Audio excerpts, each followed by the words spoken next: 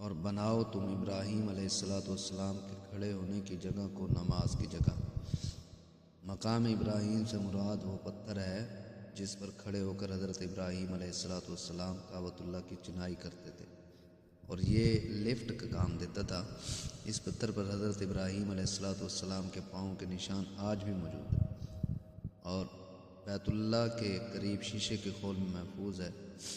اعوذ باللہ من الشیطان الرجیم، بسم اللہ الرحمن الرحیم۔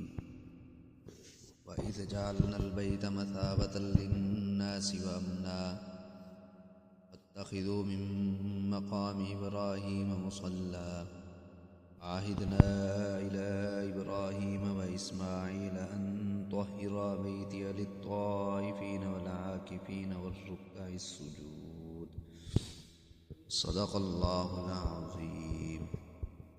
وَإِذْ جَعَلْنَا الْبَيْتَ مَثَابَةً لِلنَّاسِ وَأَمْنًا، اور جب بنایا ہم نے بیت اللہ کو لوٹنے کی جگہ اور امن کی جگہ۔ کعبۃ اللہ بیت اللہ کے متعلق تفصیل تو آگے آئے گی، ابھی صرف اس قدر سمجھیں کہ تمام لوگوں کو نماز کی حالت میں کعبۃ اللہ بیت اللہ کی طرف چہرہ کرنا چاہیے، چاہے وہ کسی بھی سمت میں ہوں۔ ہم کعبۃ اللہ سے مشرق کی سمت رہتے ہیں تو اس لیے ہم مغرب کی طرف چہرہ کرتے ہیں، اور جو لوگ مغرب کی جانب رہتے ہیں وہ مشرق کی طرف کرتے ہیں، اور جو شمال کی طرف رہتے ہیں وہ جنوب کی طرف چہرہ کرتے ہیں، اور جو جنوب کی طرف رہتے ہیں وہ شمال کی طرف چہرہ کرتے ہیں۔ اگر نمازی کو کعبۃ اللہ بیت اللہ سامنے نظر آ رہا ہو تو پھر عین کعبہ کی طرف رخ کرنا فرض ہے۔ اس صورت میں جہت اور سمت کا کوئی اعتبار نہیں، اور اگر کعبہ سامنے نظر نہیں آتا تو پھر کعبہ کی سمت اور جہت ہی کافی ہے، تھوڑا بہت فرق ہو تو اس کا ڈر نہیں ہے۔ آگے اللہ تعالیٰ فرماتے ہیں وَاتَّخِذُوا مِن مَّقَامِ إِبْرَاهِيمَ مُصَلًّى، اور بناؤ تم ابراہیم علیہ السلام کے کھڑے ہونے کی جگہ کو نماز کی جگہ۔ مقام ابراہیم سے مراد وہ پتھر ہے جس پر کھڑے ہو کر حضرت ابراہیم علیہ السلام کعبۃ اللہ کی چنائی کرتے تھے، اور یہ لفٹ کا کام دیتا تھا۔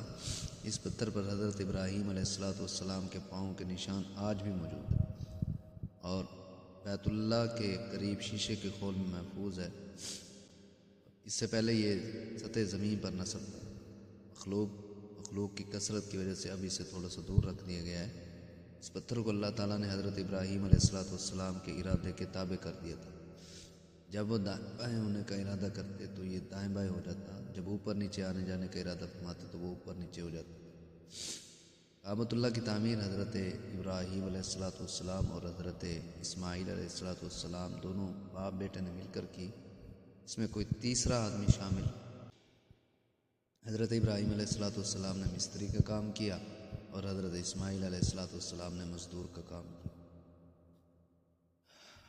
تو حضرت عمر رضی اللہ تعالیٰ عنہ نے آپ صلی اللہ علیہ وسلم کے سامنے اپنی خواہش کا اظہار کیا کہ حضرت مقام ابراہیم کی جگہ ہم نماز کیوں نہ پڑھیں، یعنی جی چاہتا ہے کہ یہاں 2 نفل پڑھیں۔ تو اللہ تعالیٰ نے حضرت عمر رضی اللہ تعالیٰ عنہ کی خواہش کے مطابق حکم نازل فرمایا کہ مقام ابراہیم کو تم نماز پڑھنے کی جگہ بنا لو۔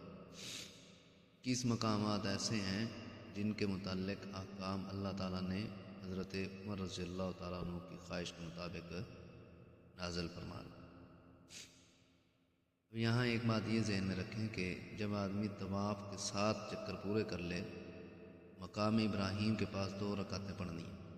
اللہ تعالیٰ فرماتے ہیں وَعَهِدْنَا إِلَىٰ إِبْرَاهِيمَ وَإِسْمَاعِيلَ، اور ہم نے تاکید کی ابراہیم اور اسماعیل علیہ السلام کو أَن طَهِّرَ بَيْتِيَ لِلطَّائِفِينَ وَالْعَاكِفِينَ وَالرُّكَّعِ السُّجُودِ، پاک رکھو ان دونوں میرے گھر کو ظاہری اور باطنی نجاستوں سے۔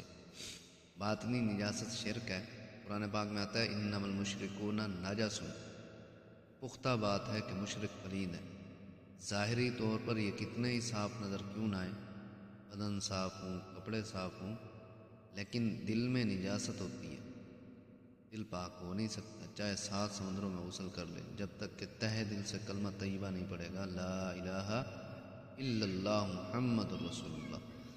تو فرمایا کہ میرے گھر کو پاک رکھو ان کے لیے للطائفین طواف کرنے والوں کے لیے، والعاکفین اور اعتکاف میں بیٹھنے والوں کے لیے، والرکع السجود اور رکوع اور سجود کرنے والوں کے لیے۔ رکع راکع کی جمع ہے اور سجود ساجد کی جمع ہے۔ تو اللہ تعالیٰ نے دونوں بزرگوں کو حکم دیا کعبۃ اللہ کو پاک رکھنے کا، اور پھر یہی حکم قیامت تک آنے والے لوگوں کے لیے ہے کہ اللہ تعالیٰ کے گھر کو ہر قسم کی نجاست سے پاک رکھیں۔ اللہ تعالیٰ سے دعا ہے کہ اللہ تعالیٰ جو کچھ کہا سنا عمل کرنے کی توفیق عطا